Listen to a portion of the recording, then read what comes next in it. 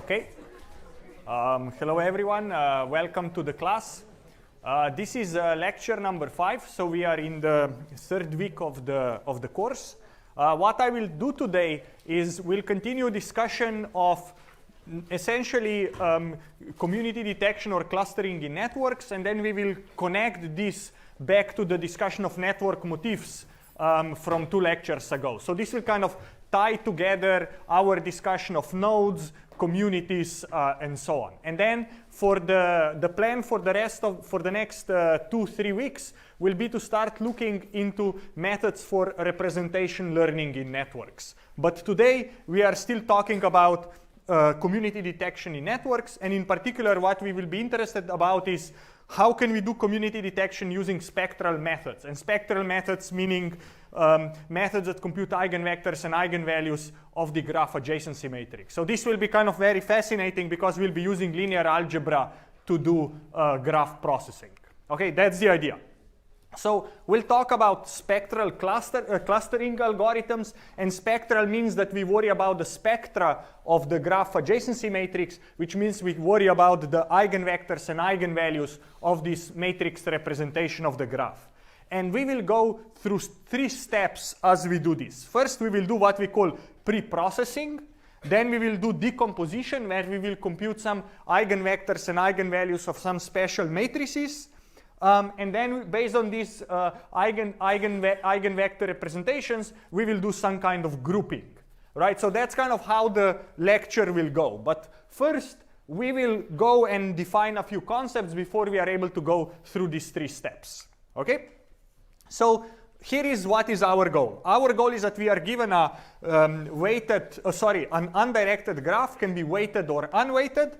And we want to divide vertices into 2 groups that are disjoint, so non-overlapping.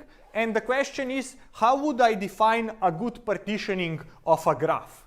Right? Like last time we talked about the network modularity as a way to measure how well do we partition the graph in the groups.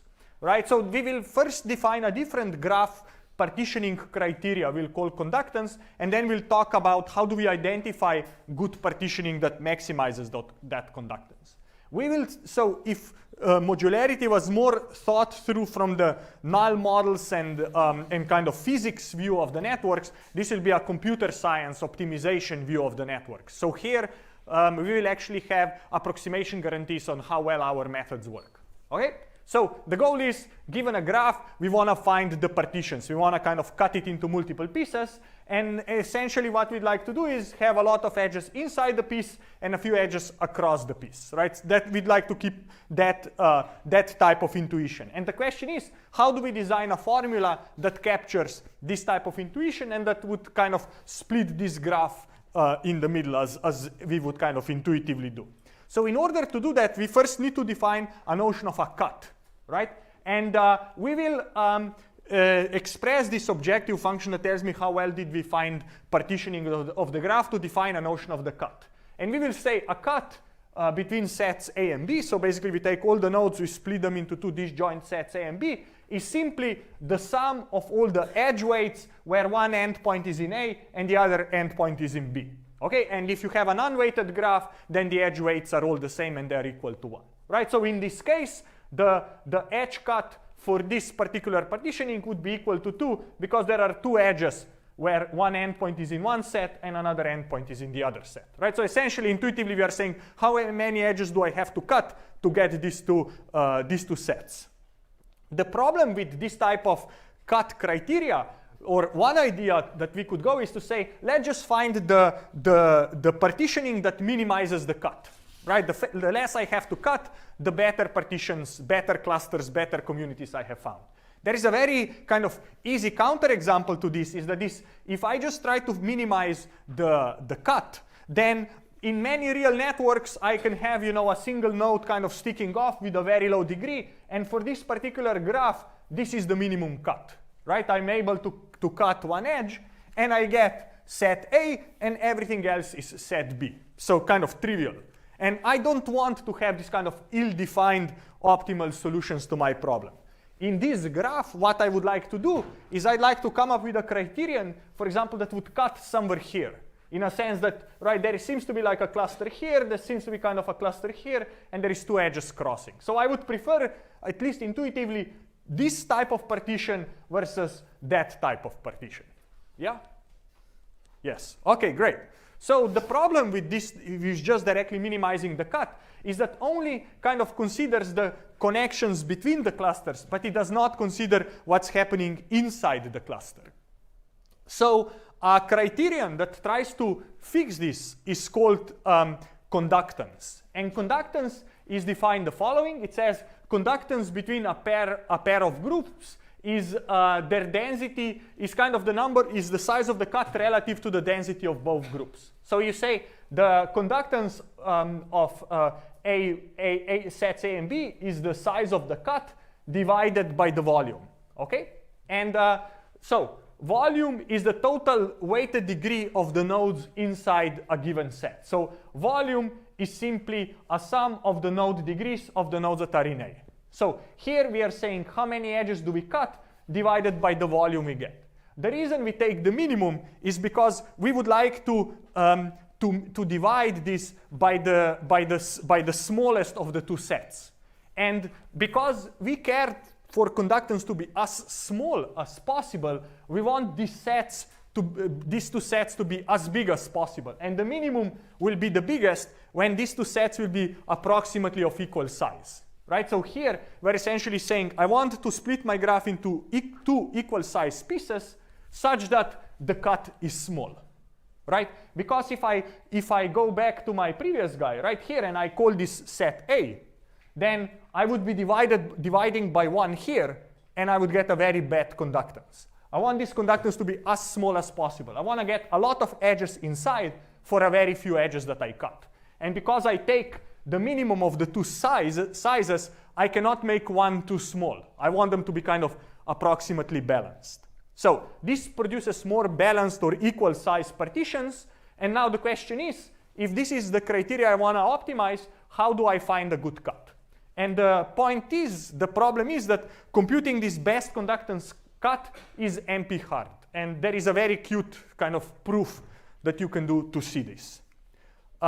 So what we will do now is we'll talk about spectral graph partitioning that gives us an approximation guarantee to this to trying to optimize conductance or find the cut that optimizes conductance. So that's why we will talk about now about spectral graph partition. Right? So far I defined the criterion. Now I need to define the algorithm that optimizes that criterion. And here is now what we will do is I'll give you a quick overview of kind of linear algebra and start thinking about what eigenvectors and eigenvalues are and what is intuition behind them. Because these things are very intuitive, even though most times kind of they forget to explain it. Okay? So here is how we'll think about this. Let A be adjacency matrix of my graph. Okay, so I have an undirected graph and I have adjacency matrix. Essentially, entry ij will take a value of 1 if I and j are connected, and otherwise it will take an entry of 0. Okay? And then let x be a vector. So if my graph has n nodes, then let x be a vector of dimensionality n, and I will label its components as x1 to xn. Right? And the way I can now think of this vector x, each component of x assigns a value to a node in the graph. Right? So x1 is the value of node 1, x2 is the value of node 2, and xn is the value of node n. Right? So because x is an n-dimensional vector, there is n nodes in the network, so x assigns values or labels, you can think of it, to the nodes in G. So now I can ask myself, what does it mean if I take this matrix A and I multiply it with my vector x? Right? I can take a matrix and multiply it with a vector. You can do that, right? Matrix A is my adjacency matrix, so it's n by n, and my vector x is also n by of size n. Right? So if I do A times x, what happens? Right? Like, what is the value of y1, for example? Right? The value of y1 is that I kind of I do a dot product between the first row and my vector. And the way you can write this down is essentially you say, my value y1 or yi is a sum over the ith row of the adjacency matrix times the jth component of my vector. And if you look at what this really is, right, this will be 0 wherever if nodes I and j are not connected. So what this really is, it says yi is simply a sum over the neighbors j of node I and their values. Okay? So what does this mean? What did we learn? What we learn is that that entry yi here is simply a sum of the labels xj of neighbors j of node I. Okay? So in other words, if I take the adjacency matrix and multiply it with a vector, then essentially what I'm doing is I ask every node, take the values x of your neighbors and sum them together. And that will be stored here. Right? So a times x, the result of that is simply saying every node, sum the values of your neighbors, that's your new value y. Okay? That's very useful intuition. Okay, so that's great. Now we know what does it mean to do a times x. So now let's kind of keep working on this, right? So what we learned so far, if I take a times x, then the jth coordinate of this vector y of a times x is simply a sum of the values of neighbors of this node j. Now I can do and ask, if I think about what are eigenvectors and eigenvalues of a matrix, right? Eigenvectors and eigenvalues are solutions to this type of equation, right? A is a fixed matrix, x is the eigenvector, and y is the eigenvalue, right? So if you think about what this means that these are these special values of values assigned to nodes, such that when you sum up the values from your neighbors, you get the same value as you had, you just scale it, right? So essentially, you retain your value, it just gets multiplied. And every node in the network just multiplies their value for the same amount of lambda. And lambda is the eigenvalue, and x is the eigenvector, right? So eigenvectors are these miraculous kind of distributions or values across the nodes, such that if every node sums these values across their neighbors, their total sum just is the same as what they had before, just a bit bigger, for whatever is this lambda factor. So everyone gets their value bigger for a lambda factor, right? So what is now spectral graph theory? Spectral graph theory is a branch of applied mathematics that analyzes the spectrum of a matrix representation of the graph. So what is a spectrum? Spectrum is that a given graph, its adjacency matrix A, has a given number of eigenvectors and the corresponding eigenvalues. And the question is, what do these eigenvectors and these eigenvalues, what do they tell us?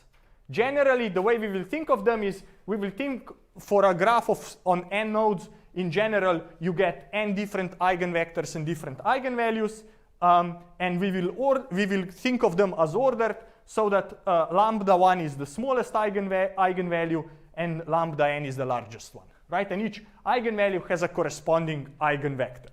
And I'll give you some examples to build some intuition, okay?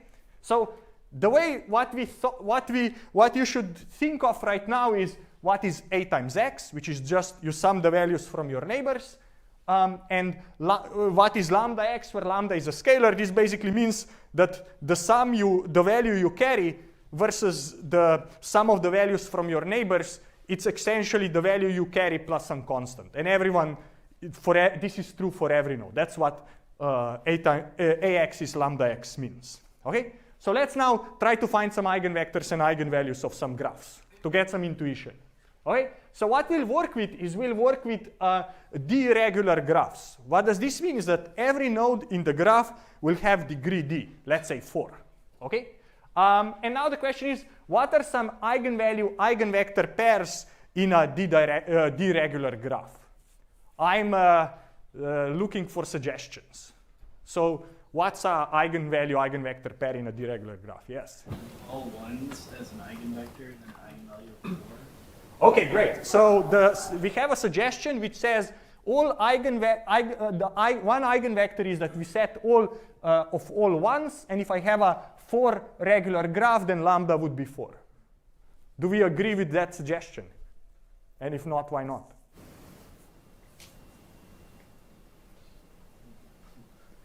What do you guys think? Right, so what did we say? We said every node has degree d. So A times x is simply take the labels of your nodes. Every node has value 1 under Eric's suggestion, so you sum them up, so your value will be 4. Right? Every node does that, so every node's value is now 4. Right? So this is the eigenvector, and the corresponding eigenvalue is 4. Right? Everyone's value went from 1 to 4, so it got multiplied by 4. Right? So great suggestion, right? So if this is the vector we try, then A times x is simply d, right? Because every node just sums the values of its neighbors. Every node has a value 1. Every node sums values from d different neighbors. So the sum of d1s is a d, and that's the same for everyone, right? So, this is simply lambda times x, where lambda equals d, right? It's basically the same vector multiplied by d, right? So this is our first eigenvector-eigenvalue pair, okay? So what did we just conclude is that we found an eigenvector-eigenvalue pair. Vector has all value 1s, and the corresponding eigenvalue equals d, right? And note, right, that this is just one eigenvector-eigenvalue pair, and there might be others. Yes? A dot x is the row of these. So should I explain what A times x is? Yeah, could you re-explain that? Which thing I should explain? Like why A dot x gives you, in like the then step? Yeah.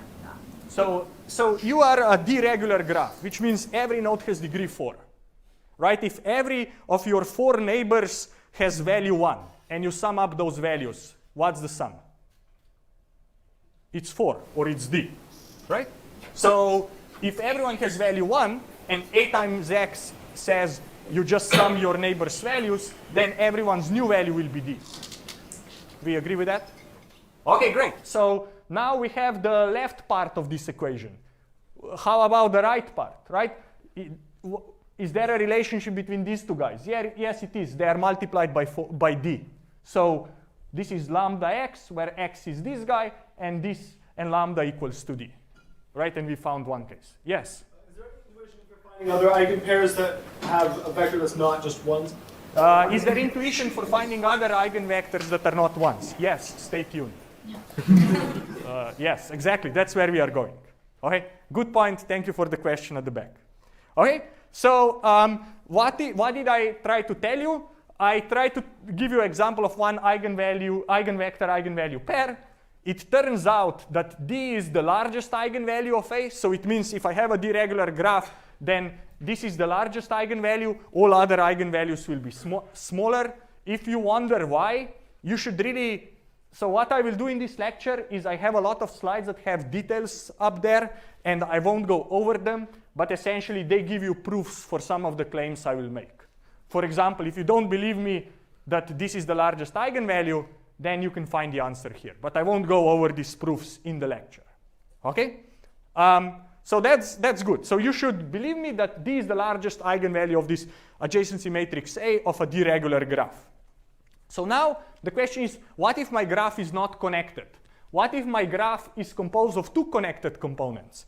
Can I come up with eigenvector pairs in this case? Again, this is a deregular graph, so it means every node has the same degree D. So for example, this is a disconnected two-regular graph that I have up there, right, of two connected components.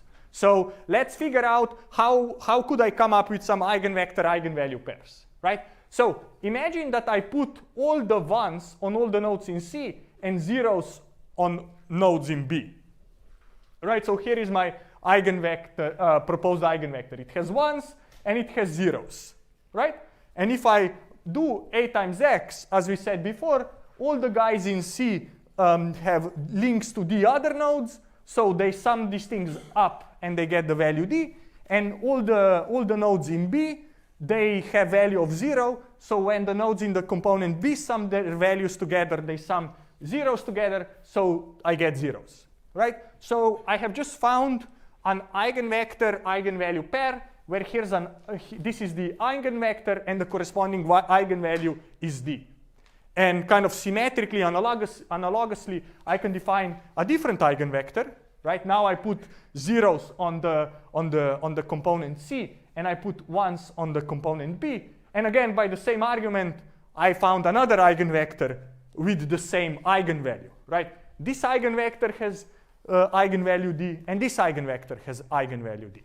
So what we found an eigenvalue of multiplicity 2, meaning that there are two eigenvectors that correspond to that eigenvalue. Okay? So why is this important? So now we found, as you were asking, a vector that is not all a vector of ones. And what is interesting, right? If essentially one thing we kind of can learn, or at least intuitively get from this, is that if a graph has multiple connected components, then the multiplicity of the largest eigenvalue, meaning how many different eigenvectors correspond to that largest eigenvalue, will tell me how many connected components are there, right? So for free, we get connected components. And now I tell you a bit more intuition, right? So what we did here, when we have a disconnected graph of two connected components, and again, this is all true for deregular graphs, then the largest eigenvalue is equal to the second largest eigenvalue, right? The first two eigenvalues are equal, right?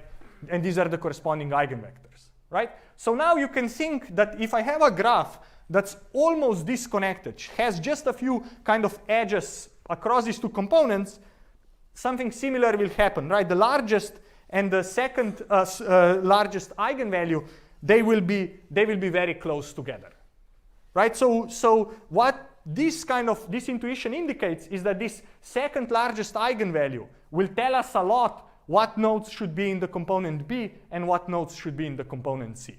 So that's the intuition, but there is still long way to get there. Okay? Yes. All ones still an eigenvector of this? Great point. So is a vector of all ones still an eigenvector in this space? So the property of eigenvectors is that they are orthogonal to each other. So if you dot product them, they are orthogonal. And these two guys are orthogonal. The vector of all ones is a linear combination of these two. So it's not. Right? Good point. Yes. All right. So let's keep talking a bit about this intuition, and then we'll do more math. So what we already know is that if a deregular graph is connected, then we know that the vector of all ones is the largest is the eigenvector corresponding to the largest eigenvalue. Because eigenvectors are orthogonal, this means that the second eigenvector must be orthogonal to the first one. Right? Orthogonality means that if you take two vectors and multiply them, you do a dot product, the value is 0. So if this guy has all ones, then the second eigenvector must be such that its components sum to 0. Right? Because this times that have to be 0. So it means that components of this guy has to sum to 0. Okay? So why is that the case? Eigenvectors are orthogonal to each other. So if I write this out, basically what is a dot product? I take the xn, the first component, multiply it with the xn minus 1. So this is the second eigenvector, the same component, and I sum this up. This is all equal to 1. So, this is just 1. So this means that the sum of the components of the second eigenvector have to sum to 0. So this is a constraint that comes from orthogonality to the first eigenvector.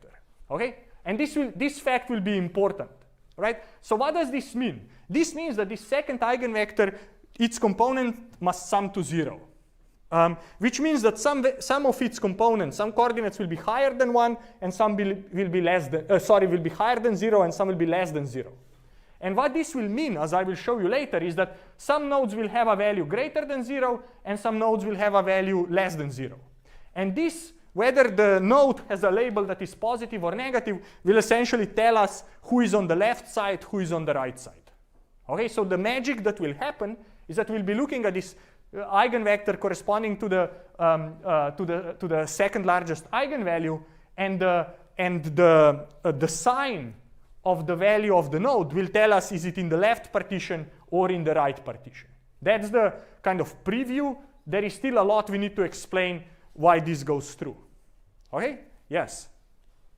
Might not be quite relevant yet, but if there's a subset of the graph E, say, and C is connected to E by one edge, and E is connected to B by one edge, and B is connected to C by one edge, this technique no longer works? How do we work this? So if you have more than two partitions.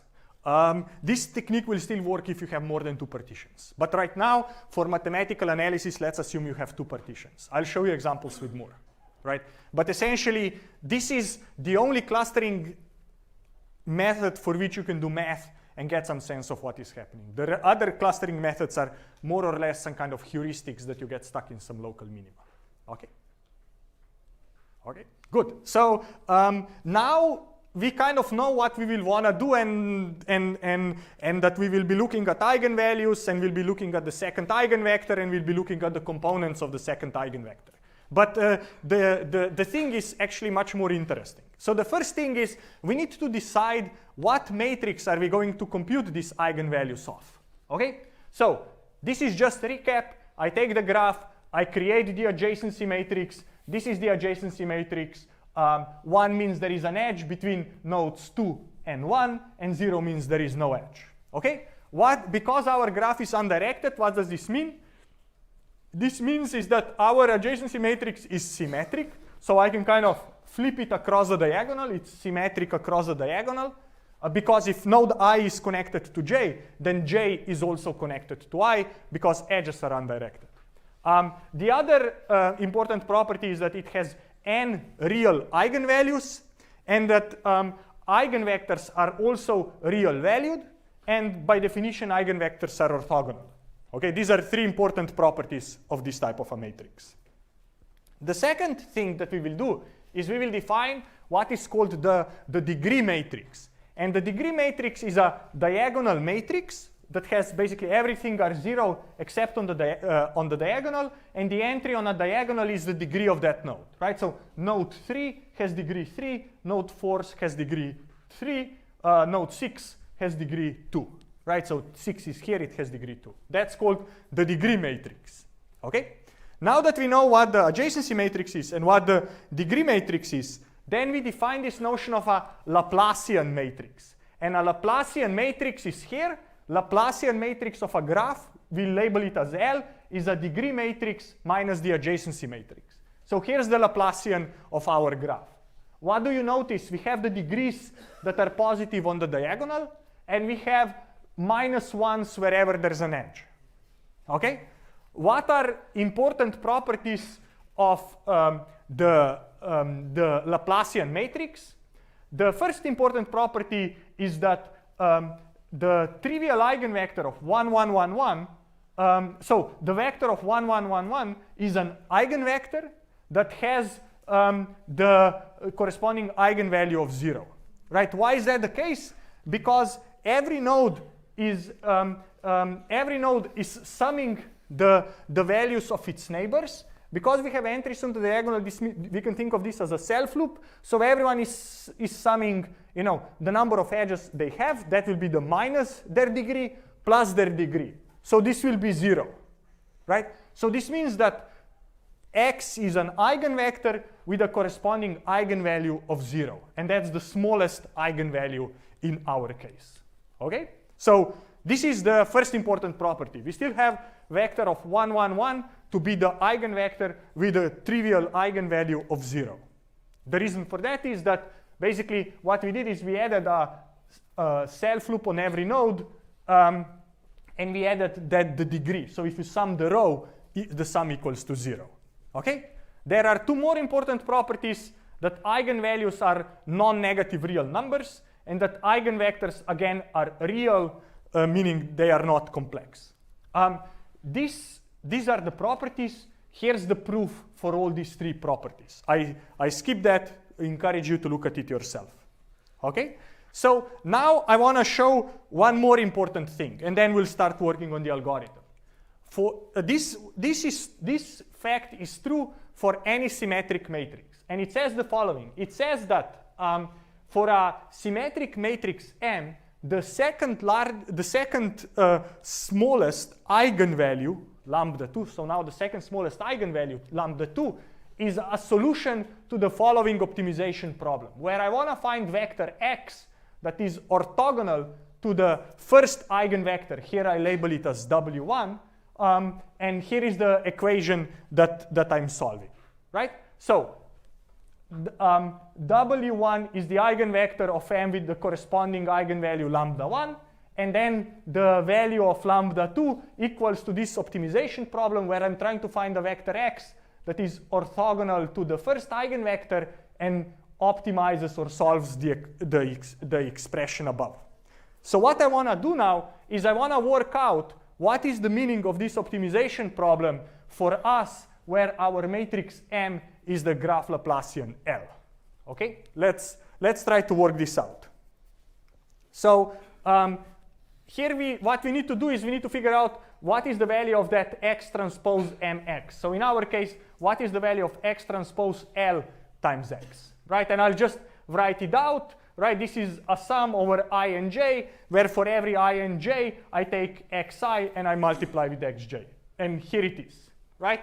Or another way I can do is I take the Laplacian matrix and I will expand it into its definition, right? Every entry of the Laplacian matrix is the entry of the degree matrix minus the entry of the adjacency matrix, right? I just took L and expanded it by its definition. And I'll still kind of keep massaging this, this summation. What do I do now is I take this xi, xj, and I distribute it inside, right? So I get, this is now a sum over I degree entry at ii times the xi squared, because this will happen only at places where I and j are the same. Then xi times xj is xi squared, and I have the entry, the diagonal entry of the matrix, and everywhere else, this product will be 0 because dij will be 0. So that's how I simplify this guy. And then the second guy, these aij's are just zeros and ones. So essentially what this means is rather than going over all the entries of the adjacency matrix, I can simply go over all the edges in the graph, and I multiply xi and xj. Now why do I have a number 2 here is because in this case, every edge is counted twice. There is an ij and ji.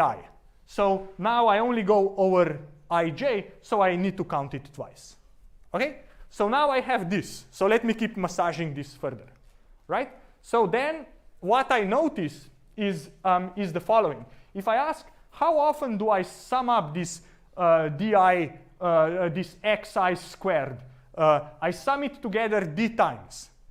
So the way I can write this out is I can take this and kind of rewrite it in terms of a summation over the edges, where I need to write this as x times xi squared plus xj squared. And then this part is here. So why is this summation equal to this summation? The reason for that is that here I'm basically taking xi squared and I multiply it with d. So if I go over the edges and I put xi squared here, I also get it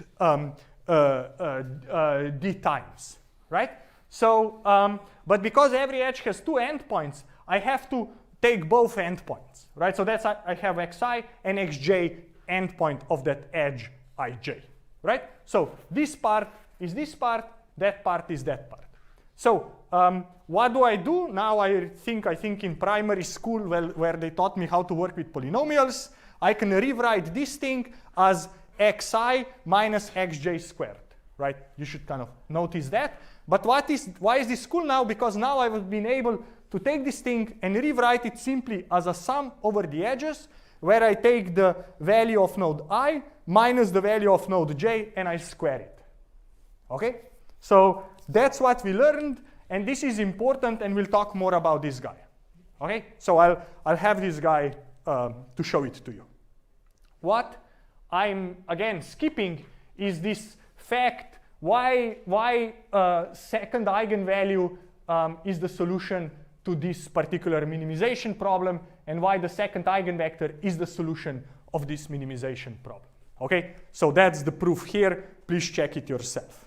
Okay, this is the reason why.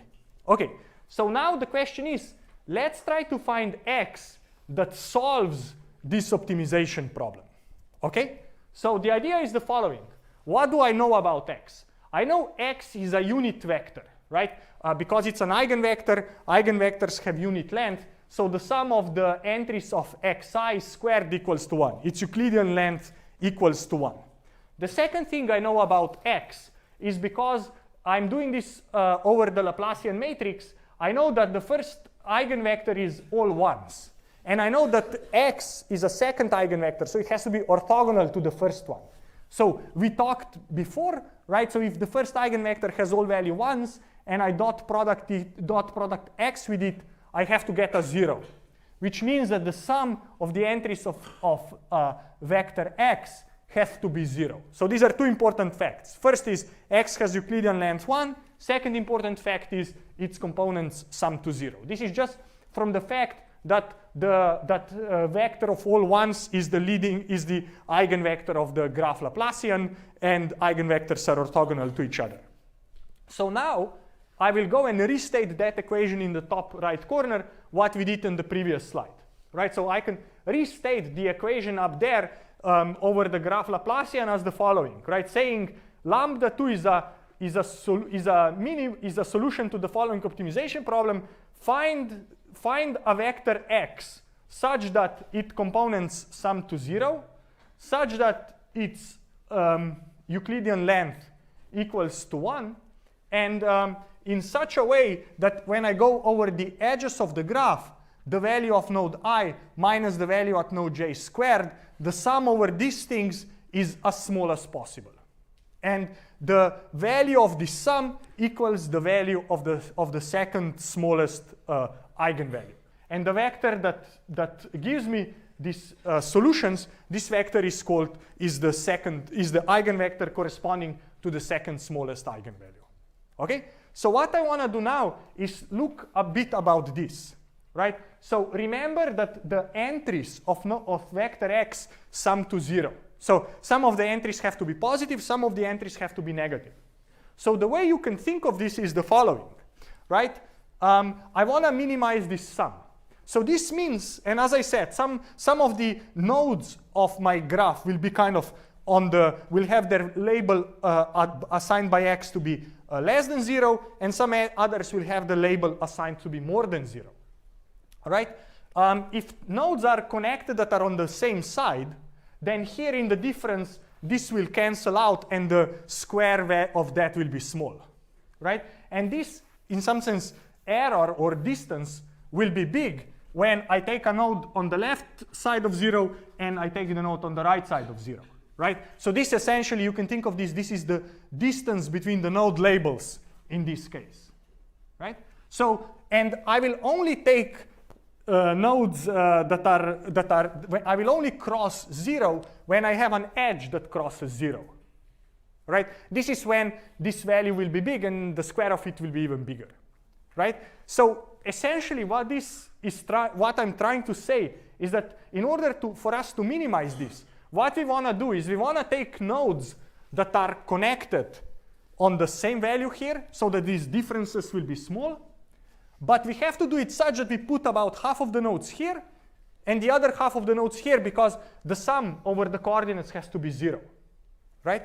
And then the only time when this error or this term will be big, when an edge goes across 0, right? So by solving this minimization problem, we are essentially putting about half of the nodes to the left of 0, half of the nodes to the right of 0, such that the number of edges that crosses is as small as possible. Okay? Do people see that? Yes, awesome. How about this side? Sleepy, but yeah. Do you guys agree with what I say? Yeah? So what you should see, and let me know if you don't, is that this optimization sum, what this is doing is essentially saying, I will assign a value to every node. I have to assign values to the nodes such that the sum of all values is 0, and I'm doing this. I'm computing these differences across all the edges. So this thing will be large when I have an edge that between nodes that are on the that have labels on the different side of 0. This will be large. If the nodes are on the same side of 0, this difference will be small. So our goal is to, in some sense, assign values to nodes such that the fewest number of edges crosses the 0 line. That's what this optimization problem is doing. Okay? So that's great. So now we kind of know that this is something very magical. And here is the explanation why this lambda 2 is the magical eigenvalue, and that the eigenvector that corresponds to the lambda 2 is the magical eigenvector, because it kind of puts nodes to the left and to the right of 0. And here is the reason why it does that. Okay?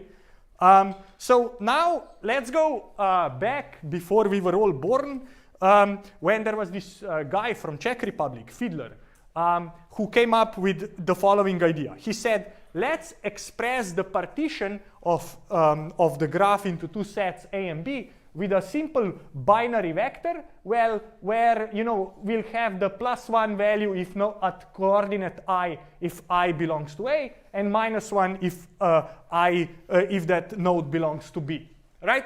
And if I enforce that A and B are of the same size, then the sum of the components should equal to 0, right? There will be a same number of +1s and -1s in this vector, so sum of the components will be equal to 0, right? Which is equivalent to saying that this means that this vector y is orthogonal to the trivial eigenvector of 1, 1, 1, 1. Then he said we can minimize the cut of the graph partitioning by finding the vector y that minimizes the following expression, right? He's like, let's find the vector y where every coordinate of the vector can only take a +1 or -1, such that when I take these labels, sum them over the edges, the sum of the squared differences is as small as possible. Notice that this is exactly the problem we were trying to solve. The only difference was that here Fiedler said this can only take value +1, -1, and our vectors have general real values. But what this is essentially saying, it's saying put half of the nodes at coordinate -1, put the other half of the nodes at coordinate +1, so all the edges that are between these nodes will cancel out, we'll have 0 here. All the edges between the nodes that are here, again, will cancel out and will be 0. And the only time you will pay a penalty is whenever the edge crosses, right? And this will be, so you will get a penalty of 4 for every edge that crosses. So the value of this expression will exactly count the number of edges that cross the two partitions. That here I assumed or enforced that they are of equal size. Yes?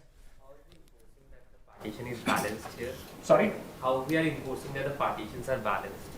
How are we enforcing? I should write as a condition here. Were we enforcing that in our previous example? You mentioned half on either side, but I don't remember if we were enforcing that or not. In the previous example, we were not enforcing it. All right? But again, what you should notice from here is this similar type of optimization problem. Okay? So now here is what is, so there is a Fiedler, and people will call it a Fiedler vector, and it's a very kind of classical term in spectral graph theory. Then another classical result from the spectral graph theory, it's called the Rayleigh theorem. And what this Rayleigh theorem says is that if you compute the expression we talked about before, then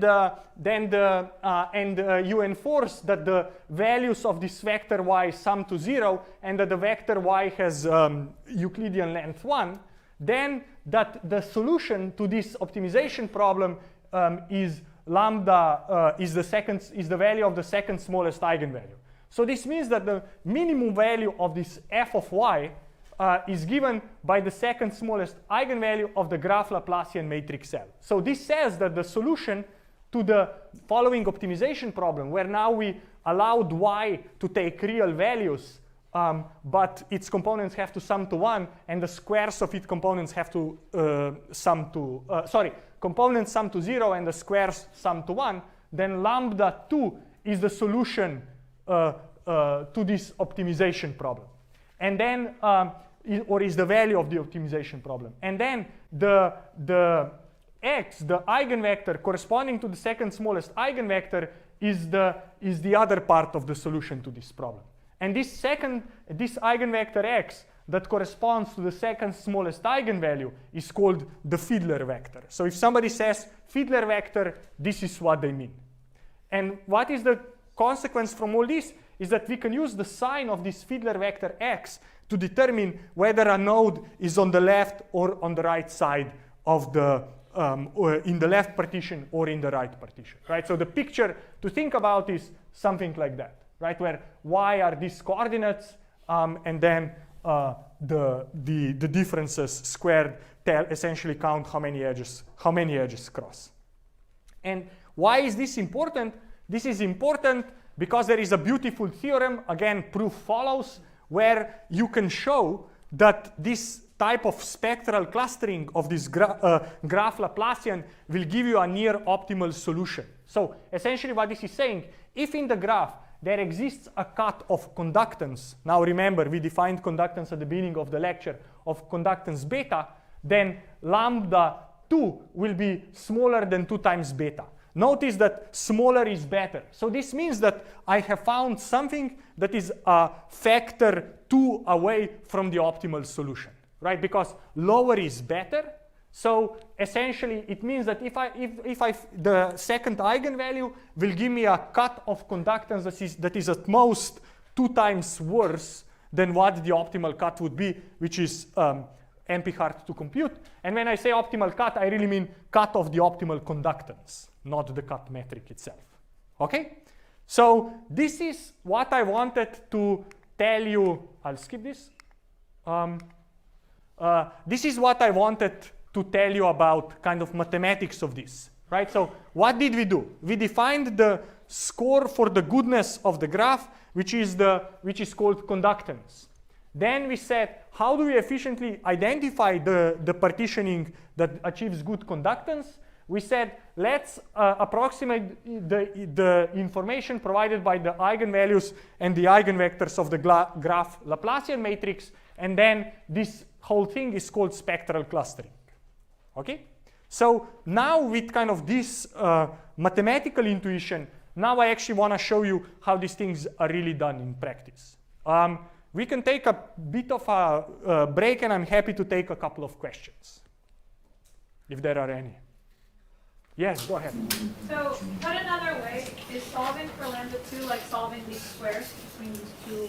Exactly. Putting the other way, all I said, right, is that solving for lambda 2 is essentially minimizing the sum of the squared differences between the coordinates of nodes, right? With the condition that the sum of the node labels should be equal to 0, which means some are on the less than 0, some are more than 0, and the sum of the squares has to be equal to 1. Exactly. That's exactly what we did. All right? That's a beautiful summary. Good. So let's now move on and go back to my first slide, which was how do you do spectral clustering? You do pre-processing, you do decomposition, and you do grouping.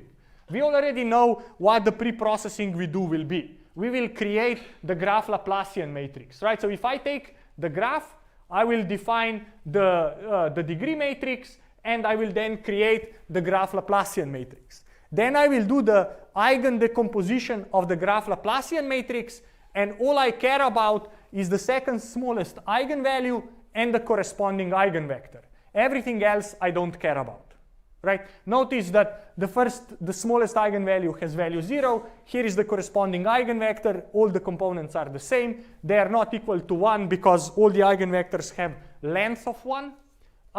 This is the second smallest eigenvector, or the eigenvector corresponding to the second smallest eigenvalue. Here I'm writing the coordinates of it again. Notice that the first 3 nodes have a positive coordinate and the last 3 nodes have a negative coordinate. Okay? So this is the first part, right? I create the graph Laplacian and then I do the eigenvalue decomposition. And the way you can think of this is now that this maps the nodes of the graph into coordinates, right? Every node has a coordinate assigned. And the point is that the sum of these coordinates is 0, and the sum of squares will be 1. This is by the kind of the constraints coming from eigenvalue decomposition. Yes? Is there an intuitive way to think about how eigenvectors relate to an adjacency matrix? Is there an intuitive way? Besides just there's some like individual eigenvectors. An intuitive way how eigenvectors correspond to the adjacency matrix. I mean, we talked about the spectrum allows us to uncover the connectivity, how many connected components we have. The second eigenvalue allows us to partition and reveals the conductance. And then the higher order kind of eigenvalue provide kind of higher order kind of moments variations across of this adjacency matrix. What people really care about most often is lambda 2. You can look at other ones as well, and there is some theory about that. But the theory is the most well developed for lambda 2. Okay? So now we told about how to compute that eigenvector. So now we need to do the grouping, which basically means that we sort the components of the second eigenvector based on their value. And then we simply decide to split on 0, right? A naive approach would be to split at 0. People use more expensive approaches to maybe to minimize the cut in one dimension, or somehow empirically decide the threshold, what to put on the left, what to put on the right. But if we would just do what I told you so far, all the nodes that have the positive value in the eigenvector go on the left, and everything else goes on the right. So in my case, I would put 1, 2, and 3 in one cluster, and 4, 5, and 6 in the other cluster, right? So that's cluster 1, that's cluster 2. Here was our original graph, so we exactly recovered the cut we wanted to recover. Okay? So it's kind of magical, right? That I create some matrix, I compute some eigenvectors and eigenvalues, I look at the components of the second eigenvector, and this essentially does the clustering for me for free. That's kind of the magic here. And I can even show you, for example, if I take a real graph, here it is, and I create the graph Laplacian out of it, and I compute the second eigenvector, and I simply plot the values of the second eigenvector from the smallest value to the largest. Notice how it nicely splits the nodes, right? Like about half of the nodes has the negative value, about half of the nodes have a positive value. So it's very easy to say, this is my cut, and it will correspond to this. Notice also that on every side I have kind of two nodes that are a bit closer to 0 than other nodes. These two nodes are these guys and these two guys, right? So notice again how beautifully captures the structure of the graph. And then somebody was asking me, what if I have 4 clusters? Here is an example of a graph, and its corresponding second eigenvector, right? So here I have kind of 4 clusters, and notice how I get these 4 stairs. Yes? What if you have more than one connected component? Is it like the second eigenvector or eigenvalue is corresponding to the largest ones? So if I have multiple connected components, then of course my theory will break, right? Then the second eigenvalue will be the same as the first one, right? So that's a kind of a trivial case. Here I'm assuming the graph is connected, right? But if you have a disconnected graph, you won't apply the eigenvalue decomposition to figure out that it's disconnected. But can you do the same thing to find the clustering within the connected components? Oh yes, of course. You can just take the connected component and run your method on it, right? So that's very doable. So I'm not sure why are you kind of asking me this? It seems like not important.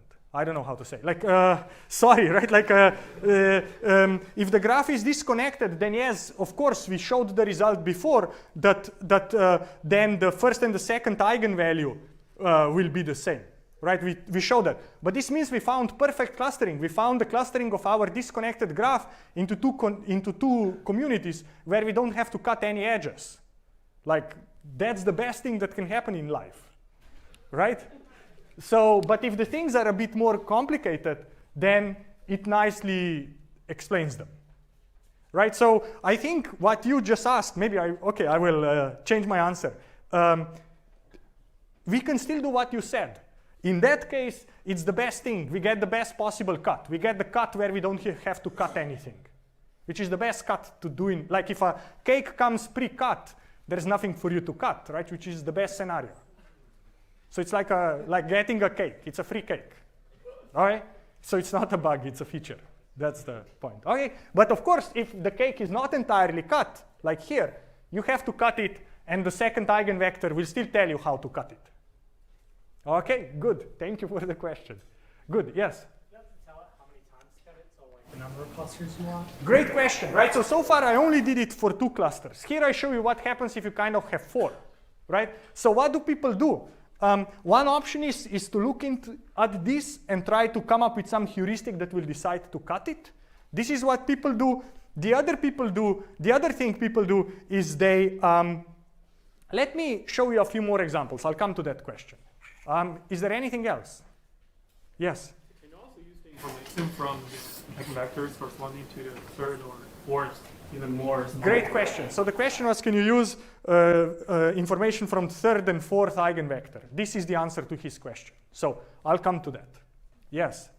What if your clusters aren't like split in half? What if you have a small cluster and a large cluster? Great. What do you do if you have a small cluster and a big cluster? The conductance metric kind of takes account for that, right? It has some preference for kind of balanced partitions, but if it's a small cluster that's super well defined or barely connected, it will prefer that over something that is worse. So it kind of accounts for that, right?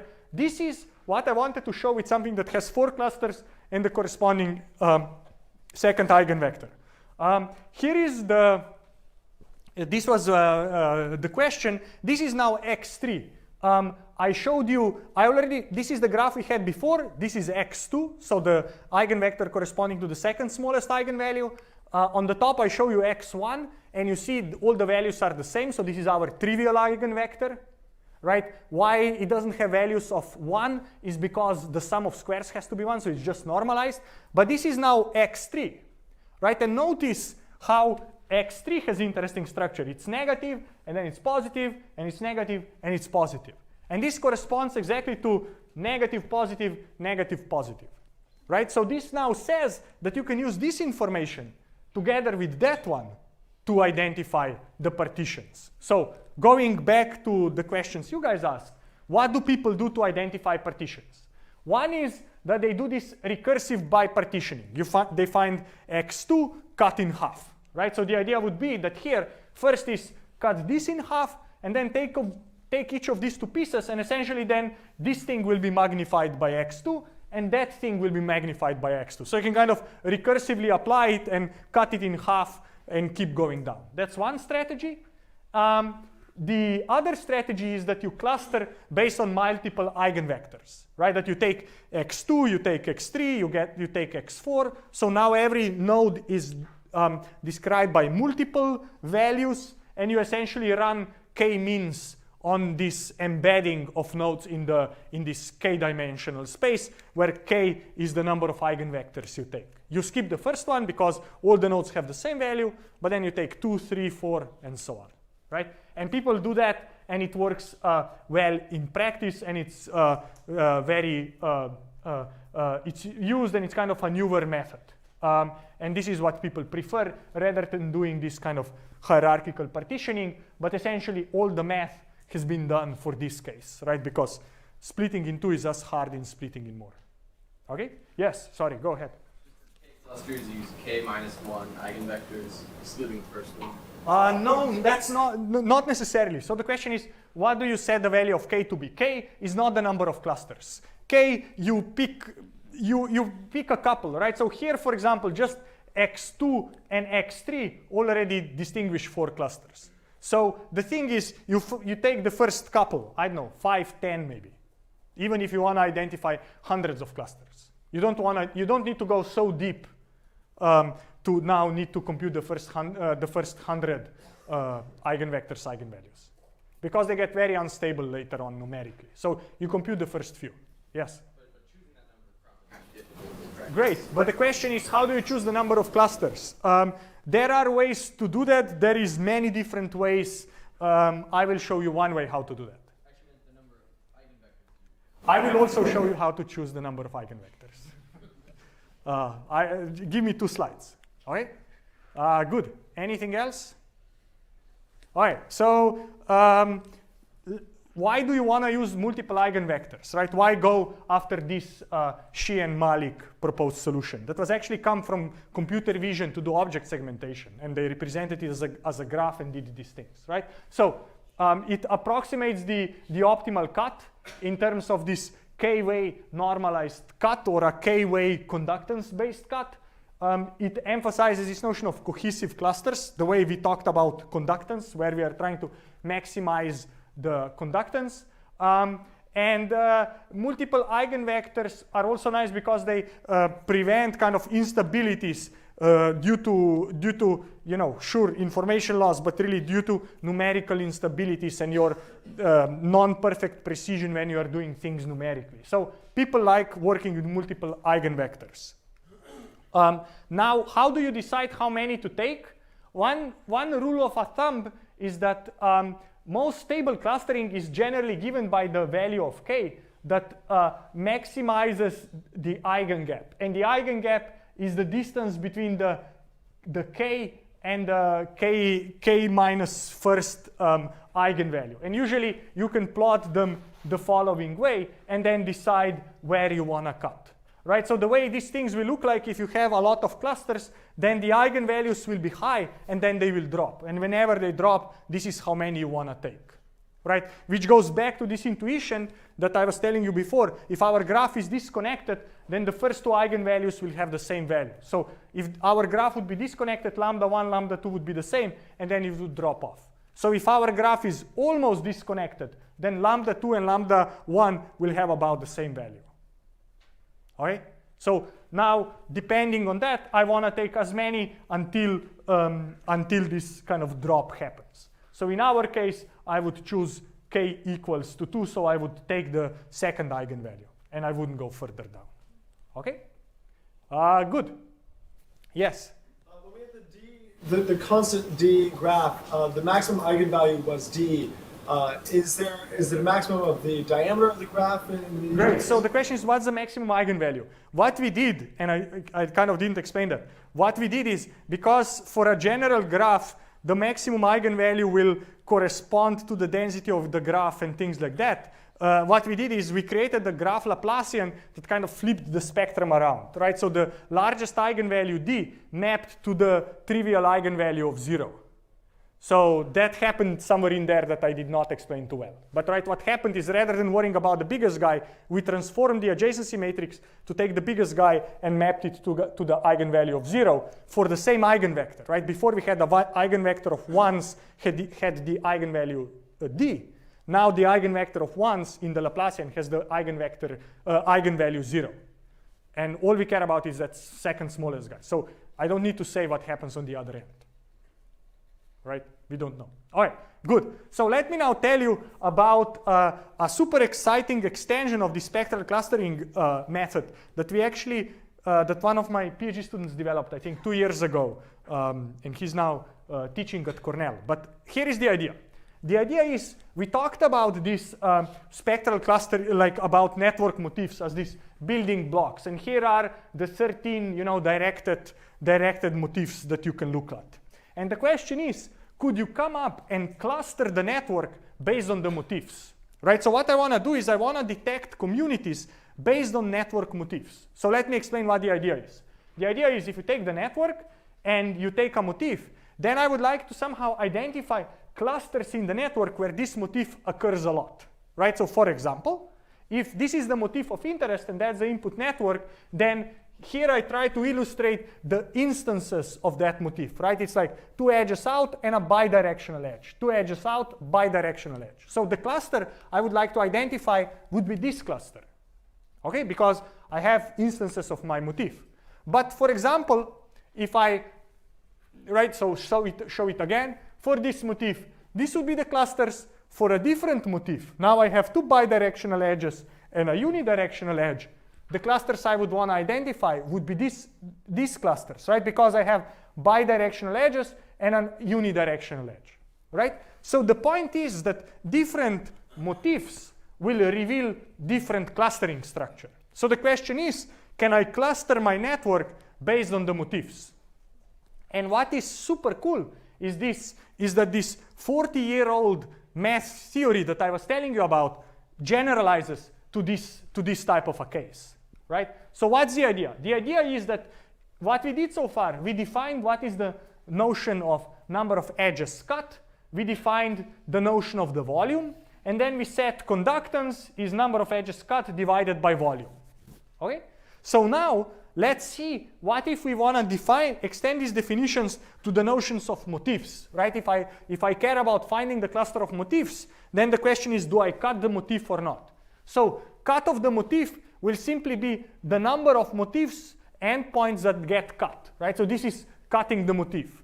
And then the definition of the, this is of the cut, definition of the volume is just how many instances of motif or how many endpoints of the motif are there in a given set. And then the conductance, this motif-based conductance is number of motifs cut divided by the volume, right? So in some sense, we just in a straightforward way generalized our definitions of cut, volume, and conductance to the notion of motif cut, motif conductance, and motif cut, motif volume, and motif conductance. Okay?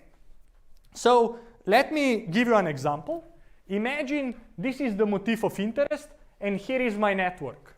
Then, for example, we want to ask what is the conductance of this cut, right? And we care really conductance with respect to this motif. So the way I would think of this is to say, let me identify the number of motifs cut divided by the motif volume. So if I look into this graph, here are all the instances of my motif, right? It's a bidirectional edge and two edges pointing out. So these are all, these are 3 plus 3, 6 instances of my motif. So how many motifs does this cut? It cuts 1 instance of the motif, right? These edges do not participate in the motif, so I don't care about them, right? So we know that this will be equal to 2. And now what's the volume? The volume will be how many instances of the motif are on the side S, right? So it's 3 instances of the motif. Each instance has 3 nodes, so it will be 9 plus this node counted from this motif, right? So the motif volume will be 10, and the number of motifs cut equals to 1 here. So the conductance is 1 over 10. Okay?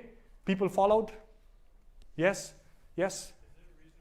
In the min anymore? Why are we not doing the min? Right now, I'm just illustrating you the notion of how do you compute the conductance, motif conductance of a given cut.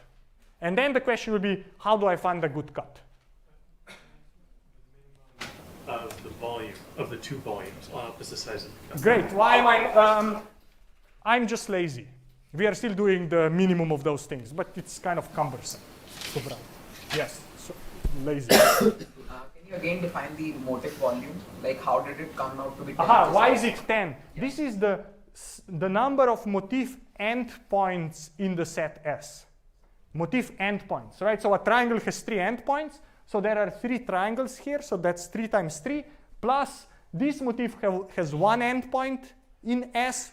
So it's 9 plus 1. Good point. Thank you for asking. Okay. So now now I showed you if somebody gives me the cut, how do I compute the quality? Now the question is, how do I find automatically good cuts? How do I find clusters of motifs?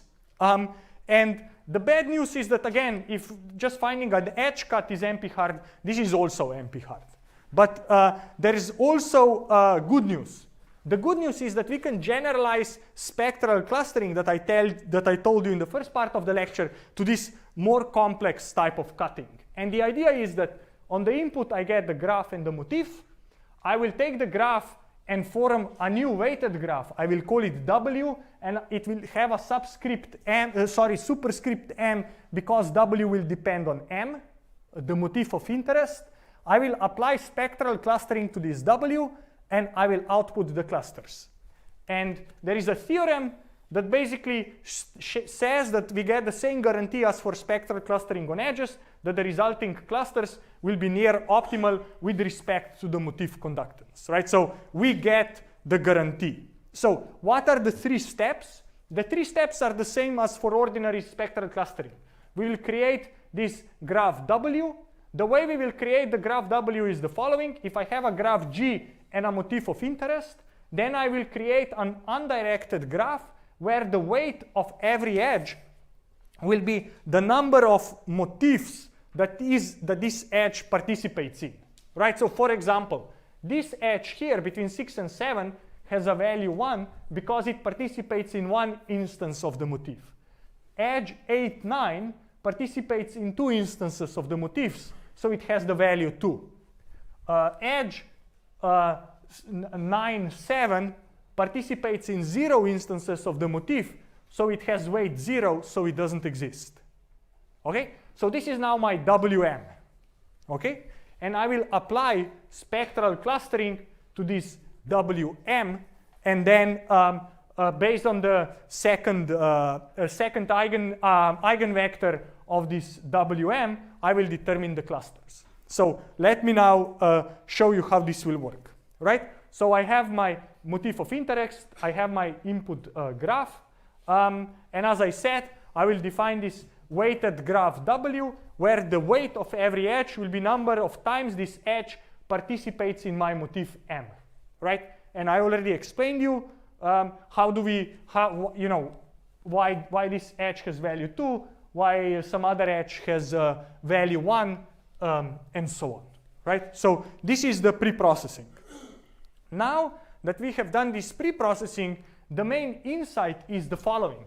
If we apply normal spectral clustering to this undirected weighted graph W, then the clusters it will produce will have optimal motif conductance. So essentially, by clustering this graph, we get clusters that optimize motif conductance. Even though the clustering method will optimize edge cut on this, so the conductance, like the normal edge conductance on this thing, the clusters will get out will be optimal with respect to this metric as well. Okay? So what does this mean? This means the following. In the first step, given the graph, I form this weighted matrix W. Now, given this weighted matrix W, I can think of as a weighted graph. I basically go create the graph Laplacian, right? Here's my W, the degree matrix. I create the graph Laplacian and find the vector x that corresponds to the second smallest eigenvalue of this graph Laplacian. And now this x will reveal communities to me. Here is one way to think of this. The way you can plot things now is to say, let me sort the nodes in X according to the value in the eigenvector, right? So these are x1, x2, x3, x4, x5, and so on. And these nodes are sorted so that this is the smallest value of x1, the smallest value in the vector x, and this is the largest value in the vector s. And then what this is trying to show is what is the motif conductance if I only take the first node and say this is the cut, this is the rest of the network, and this is the left-hand side of the network. Or if I take the first two, or if I take the first three, the first 4, 5, and so on. What you notice if I plot this which is called sweep procedure, the value of conductance is minimized here. And if I look at what are the first nodes with that have the 5 smallest values in the second eigenvector x, this is the subgraph of the 5 nodes that have the smallest value. If I go back, right, this was the graph, and the first 5 nodes are these nodes up here. So essentially, the point is that we are able to identify these clusters, right? So what are we doing here? Rather than splitting on 0, we are doing this sweep procedure, where we sort the nodes based on their values in in X, and then we are repeatedly taking the first R elements of X and ask what is conductance. If you take the largest element, the 2 largest, the 3 largest, 4 largest, 5 largest, and we create this thing, and wherever it reaches the global minima, that's the best partitioning of the 2 clusters according to the second eigenvector X. Okay? So this is what I tried to explain, and this is a bit different than what we were doing before. Yes, go ahead. So this function of this conductance looks like it's convex. Is it always the case? So it looks like it's convex. Usually it's not convex. So you need some heuristic to decide what to take, where to stop. So usually it's not convex. It just says if you sort the nodes by the value in the second eigenvector and you take the first R nodes, what's the conductance of the first R versus the rest? Yes? You mentioned that this produces an optimal motif clustering. Do we have any guarantee on the global optima? Like Great. data? So do we have a guarantee? We essentially have a very similar guarantee than what we had for spectral clustering. The only difference is that we had number 2 here before. Now we have a 4, and we had just the value here. Now we have a square root.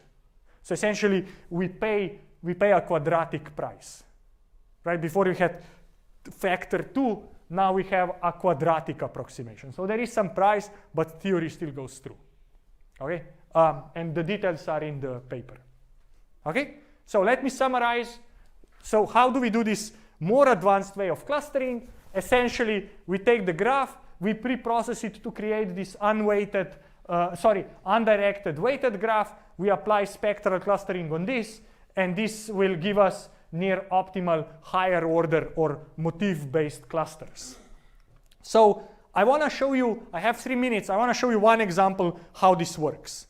So what we will be looking at is what are called food webs. Food webs are networks where nodes are species animals, and edges are carbon exchange. And carbon exchange is fancy word to say who's eating whom or who's preying on whom, right? If I would give you my carbon, that would mean you'd eat my flesh, essentially, right? But that's the point, right? It's about who's preying on whom. How is essentially the energy transferred in the ecosystem? That's what these networks try to capture. And essentially, they have this prey type relationships, right? And the question is, can this tell us how these ecosystems are organized? And in particular, we will be looking at the ecosystem from the Florida Bay, which is a marine ecosystem. You have kind of animals at all depths, and you know which animal is a food source for what other animal, right? So for example, what is the picture? What would be what is the explanation of this motif? This would mean that this particular animal is a food source for the other 2 animals, where the top one is also a source for the bottom one. For example, this would mean that the bottom 2 animals have the common food source and they prey on each other. Or here is 2 animals have a common food source, so they both prey on this one, but they don't prey on each other. So there is a biological explanation for each one of them. So what we can do is we can say, can I take my network, try to partition it based on each of the motifs and see using what motif do I get good clusters. So the way you can do this is the following.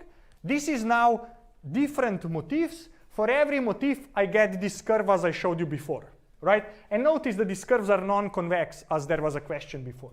But what do you notice, right? This is conductance, so lower is better. You see, for example, that for motifs M8 and M5, this curve very slowly goes down and it doesn't really reach anything low. You see that for this motif M6, it reaches minimum very quickly. It very quickly decays to a good value. So this means that M6 has some biological significance and kind of reveals the clustering structure of this network, right? So the first thing we learn is that the network is organized based on this motif M6, but it's not organized on M5 or M8 because we don't see any good cuts in this profile plot that I showed you before. So that's the first important thing we notice. The second important thing we notice is that this is a very interesting motif. And what this is saying is that basically the way this network seems to be organized is that you have this type of structure where you have animals who have a common food source, but then they also prey on each other.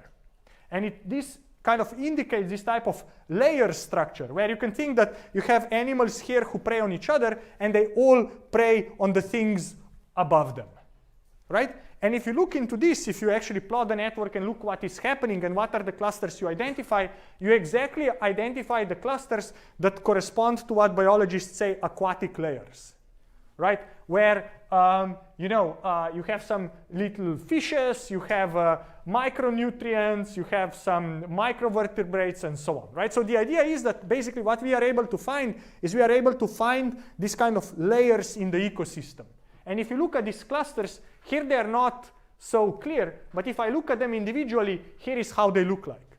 And notice how these are just instances of this motif, right? So for example, needlefish and some other fishes are preying on each other, and they have all these other common food sources. Here they are, right? Both of them prey on them. Or here's another cluster where the way this works is that you have bidirectional edges are now here between free bacteria and all these other plankton type species, and free bacteria either feeds on the input to the ecosystem or feeds on the carbon that is in the water, right? Again, notice that these are just instances of this particular motif where bidirectional edges are here. So really, the clusters have this type of structure. And we were able to discover both the motif as well as the structure of these clusters, and notice how essentially these clusters are composed of many instances of this motif. So I had one more example. I won't cover this. I will finish here. Thank you very much. If anyone has any questions, please come talk to me. Thank you.